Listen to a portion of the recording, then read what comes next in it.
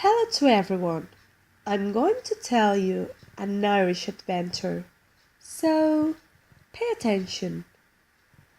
Once upon a time, there were two girls who lived in a small town in Ireland called Avoca.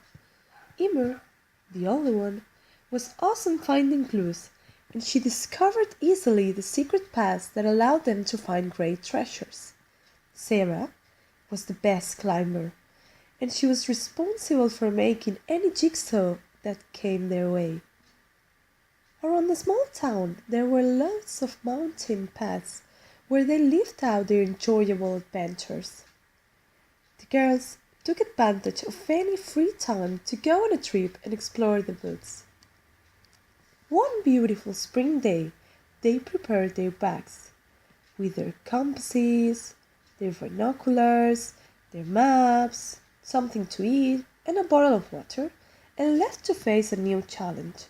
Which one would it be this time? After a while walking, they stopped to have breakfast, but with bad luck, the Irish weather got up to its old tricks. Suddenly, it started to rain cats and dogs. They started to move, looking for the best place to shelter, and after a blast of wind, the maps disappeared from their hands. Fortunately, a bunny appeared running to them, and they asked him kindly if he knew any place where they could wait until the storm stopped. The bunny told them that there was a hut very close, but where it was situated, a huge Grum also lived. Knowing what everybody says about the Grums, perhaps it wasn't the most suitable place to go. Sadly, there was a better option, so they went there. On the way, they saw a blond boy running, and since they recognized him, they started to call him. "Rían!" they called. He looked surprised to see his friends, stopped, and went to greet them. "What are you doing here with this bad weather?" he asked them. "Well, there was no bad weather when we set off." And all of them burst into laughter, thinking of the unpredictable Irish weather.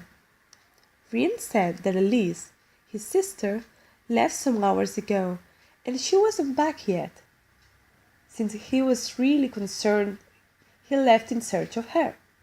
The little ladies told him where they were heading, and together they followed the directions that the bunny gave them.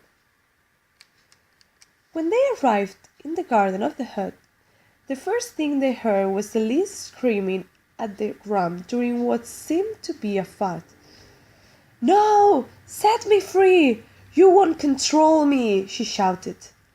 Eimear and Sara, after the comment of the bunny and after feeling that their friend was in danger, got prepared to enter and save her. The three of them kicked open the door in just one blow, and they found Elise and the Grum running around the room. The first thing the little lady saw was a huge pot in the fire. Scared, thinking that the Grum would like to eat her, they went fast to push it aside. Unfortunately, since it was very full, part of the soup spilled over Eimear's foot, who started to cry. The Grum ran to bring some cold water to put on her foot, while everybody was talking at the same time. When Eimear calmed down, the Grum told her that if a blister appeared, it was totally normal, but she shouldn't burst it. Since no one totally understood the situation, they kept asking questions. Did Elise and the Grum know each other before? How did Elise wind up there? What did all those shouts that they heard from the garden mean? What was that pot for? The Grum told them to sit, and he offered them a bowl of soup while he answered all the questions with Elise's help. What had happened was that Elise went to the woods to find some black currants to make a cake for Rían since it was his birthday. At the time, the Grum went out to bring in firewood. When the bad weather started, they met each other, and he offered his house for her to shelter in. While the storm progressed, the Grump helped her to bake the cake, and to pass the time they were playing pirates and princesses. After finding answers to all the questions, all of them drank some warm tea and finished preparing the cake. The afternoon ended with a happy birthday. Everyone went back to their houses thinking that we cannot judge a book by its cover, and that everything that is said about the Grumps is not always true.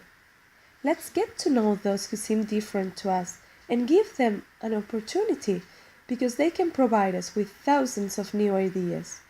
Like, for example, how to prepare a delicious blackcurrant cake. None of the inhabitants of the wood ever felt frightened again, and the Grump became friends with everybody. His hut became the best restaurant in the area. The end. Author Sara Garcia Tapias. Dedicated to Eimear, Sara, Elise, and Rían.